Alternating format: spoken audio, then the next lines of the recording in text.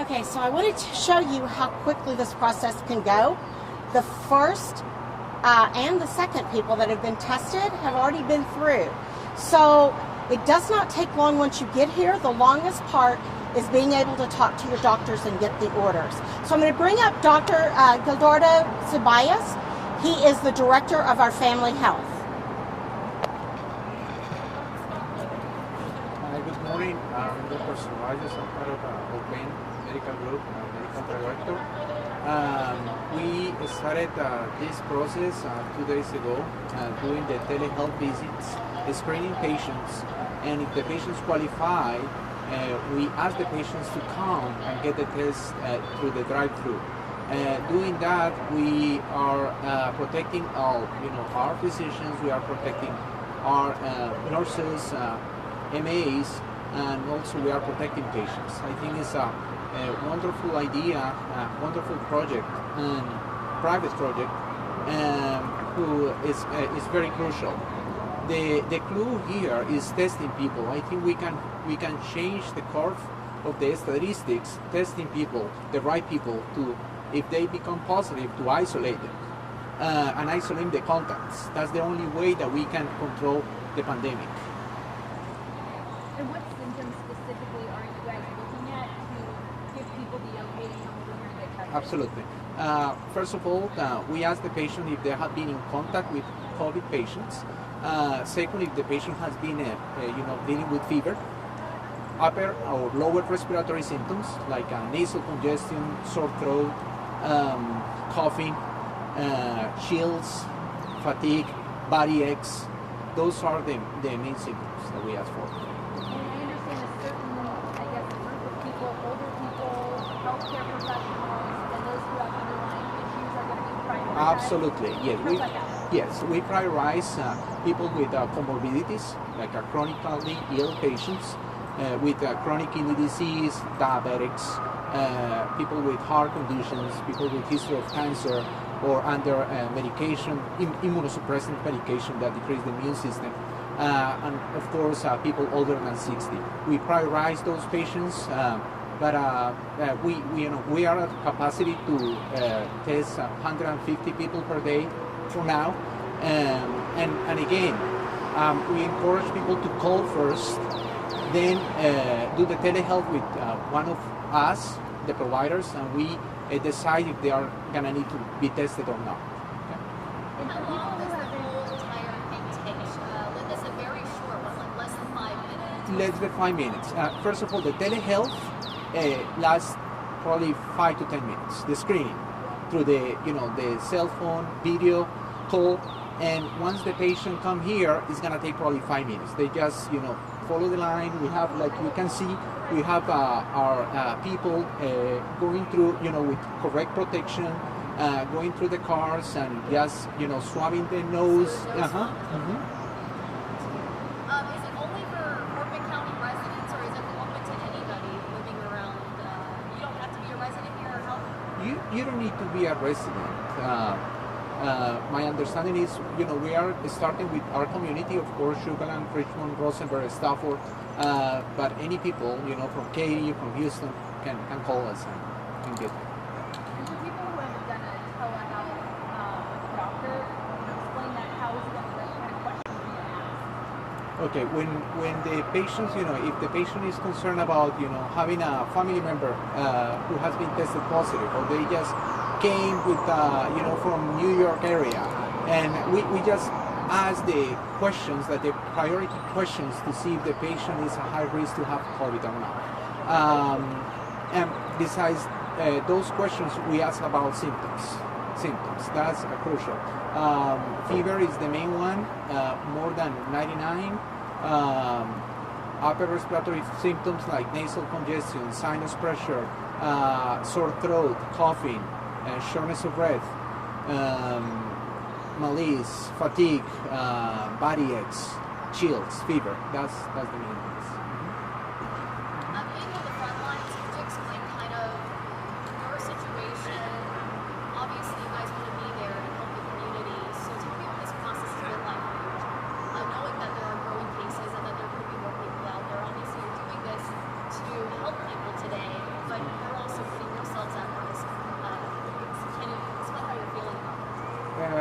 we are physicians, and we are trained. That's part of our commitment to help people. But of course, we protect ourselves. The first line of protection is doing telehealth. If we are doing telehealth, we are protecting our people, our physicians. During this process, like I mentioned, we are not seeing sick people with fever or possible symptoms of COVID. We are doing through telehealth, and they are coming drive-through, and they are not. We are protecting ourselves. Has been stressful, of course, for us. We are taking all the measures that we can when we see patients in our clinics. Our clinics are still open, and we are trying to maintain our clinics clean from COVID. We are seeing people who are not dealing with acute febrile or acute symptoms for infection, and we are doing pretty much the telehealth for the patient with possible COVID. Okay. But everyone coming through the site today obviously has some kind of symptoms, which is why they're That's being right. tested. That's correct. Thank you. Okay, we also have a couple more of our telehealth doctors so they can answer some of your questions about the kind of calls they've been receiving. We have Dr. Picard and Dr. Munoz. Good morning, everybody. My name is Mejabin Prakar, and I am a family practice physician working out of Williams Way in 59, the other site for OakBend Medical Group. We are screening people for telehealth. We recommend to call, get that appointment set up. It doesn't take very much. It's about 5 to 10 minutes. Once we put the order in, it gets printed out at the location that will be testing it. It's a drive-through process, less than 5 minutes, if everything goes smoothly and the patient is out of here. This helps protect our patients, helps protect us with the telehealth, so we don't have that direct contact in the clinic, and protecting our support staff. Again, Dr. Ceballos already reiterated that, and we're just screening high-risk patients, definitely people who've come into contact with a COVID positive, people who have symptoms, recent travel. The symptoms will include the fever, the malaise, the body aches, the shortness of breath, cough. If you are extremely sick, by sick I mean if you're extremely short of breath, you are experiencing respiratory symptoms, I recommend going to the ER only because, the support, if you need to be admitted, then if you're sick enough, you need to be admitted. So other than that, this is a drive-through testing. As you can see, it's efficiently set up for everybody, and we hope we can make a change in the community and help the community. It is open to everybody at this time, not just our established patients. Like I said, it's patients who are not our patients also are being screened through telehealth. Doctor, tell us about some of the calls you've been getting. What have been patients telling you? What are you telling them? So they have been calling that we are having fevers, we're having chills, we're feeling sick. We have people who have come into contact, so we are screening them on telehealth, putting them on the appointment. We have our system set up to do the telehealth with them.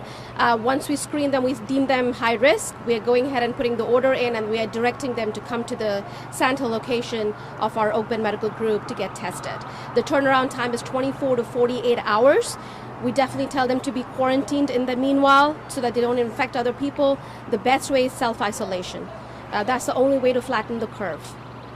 I may have missed it earlier, but talk to me about the screening process with telehealth. Yes, like Dr. Ceballos, our director, just mentioned, once the patient thinks that they want to be tested or they are having symptoms, they call our number, which we will provide you in a second. And once they call, they will be set up with our teledocs. We have multiple locations that are doing telehealth at this time. And once that's set up, we screen them, we question them, we quiz them. If we consider them high risk or consider them needing to be tested, we put the order in. The order gets printed out at the location of the testing site. The patients come in through a drive-through. It's not going inside the clinic. Through a drive-through, it's a swab and a sputum, and the patients are sent home. But how do you deem someone high risk as opposed to someone who's not? Yes, so definitely all healthcare workers are high risk. People who recently traveled and come back and develop symptoms are high risk. People who come into contact with a COVID positive or a presumptive positive are high risk. People who have symptoms that are, which are similar to the symptoms of COVID-19 can be high risk too. Thank you. You're welcome. Yes. driver's license? Yes, absolutely. Or a federal ID. They don't have a driver's license. Thank you. Dr. Nunez? Good morning. Oh, I'm sorry. Could you spell it, say your first and last name for us one more time, please? I don't know if we can. Absolutely. My first name is MEHJA, B for boy, IN, and last name is PARKAR. Would you be able to focus My first name is Gildardo, Gildardo. Last name Ceballos, Ceballos. So now you know what to do first. Spell your name. Absolutely. My name is Carlos Munoz.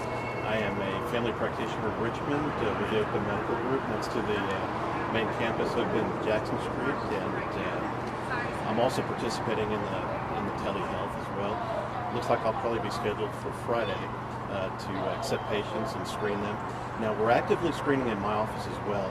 So if a sick patient calls complaining of fever, cough, chills, sore throat, etc., what we're trying to do is screen the patients and trying to determine who is at high risk, asking about their travel history, asking about sick contacts. And if there is a higher risk patient, this is an ideal situation where I can write an order and have the patient come down to the Sand Hill location here for testing, and 24, 48 hours I can get a result. Something else positive is that it's promising that we have some oral medications that are effective against coronavirus, and these are medications that have been out for years, have a track record, and it's something that positive coronavirus patients need to know is that we've been given instructions from one of the local pharmacies as to how to get these medications. It's important to call your pharmacy if you are positive for the coronavirus and you are prescribed some medications. Call your pharmacy and ask them the protocol on picking up your medications. What we were told by a local pharmacy is to have the patient call first, pay for the medication by phone, and then have the patient stay outside. Do not go through the drive-thru. Do not go into the store. And the pharmacy staff will come out with appropriate gear and have you open your trunk, and they'll place the medications in your trunk, and you're able to drive away with your medicines. So once again, the main thing is to call your physician if you're in doubt about whether or not you have been exposed or if you're sick, and then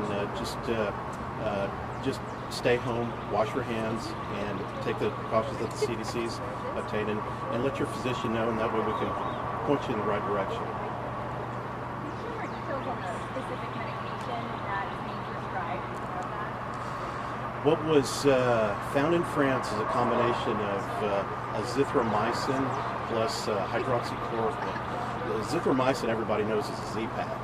And Z-Pak in combination with hydroxychloroquine, which is a malaria medicine, which has been out for decades, appears to be effective. And in New York, they're actually implementing that as well. So it looks like there's some promise. From what I've read anecdotally, it seems to be reversing some of the illness. And these are the two medications that President Trump has referenced in his press conferences over the last couple of days. That's exactly right. And what I've heard also is it's a combination of the two antibiotics combined with a zinc vitamin, 1 a day for 7 days. And the two antibiotics are taken for 5 days, along with the zinc vitamin tablet for 7 days. Coming from a doctor, there was a situation that happened in Arizona where it was a couple, they heard about this particular medicine and tried to self-medicate and ended up, I think one person ended up dying because of this. You know, what's your advice from a medical perspective for people who are thinking about doing that? Definitely don't try to self-medicate. Apparently, from what I'd read, that was some sort of cleaning agent. Pool cleaner, correct. Which has a similar name to the medication, hydroxychloroquine. So please call your doctor before you do anything like that. A simple phone call to the doc. You can just ask any one of my nurses, and we'll tell you what to do. Are you concerned there's a limited quantity of this drug available coming from India? That is a concern. Now, I'd heard also that Teva Pharmaceuticals, a generic company out of Israel, has donated 6 million tablets, so that is a big boost. I've also heard that over the weekend, President Trump had asked Mylan Pharmaceuticals to start production of the hydroxychloroquine. So I think the supply is coming. So I think we're that's great news. I think there's some light coming. So I think that the supply should be okay. Doctors, nurses, other healthcare workers are on the front lines of this. How do you guys mentally prepare? I think you have to take it one day at a time. There's so much information coming at you. We get, me personally, I've received emails from the Texas Medical Board, quick surveys, one-question surveys. I think you just have to take it one day at a time and just one patient at a time. So if you do get the phone call, secretary comes up to me saying, hey, we've got somebody on the phone with fever and so forth, just have to slow down, just take one patient at a time and just analyze and just follow the guidelines.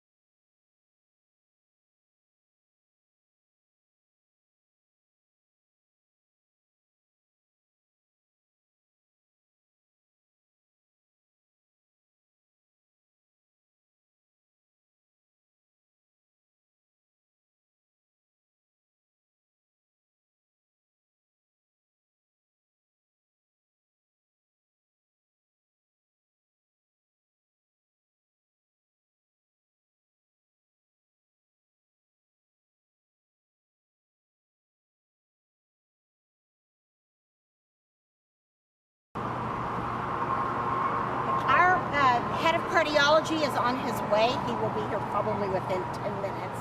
If you have to leave, I totally understand. And you want to talk to me? Oh, Dr. Munoz. Hi there. Yes, sir.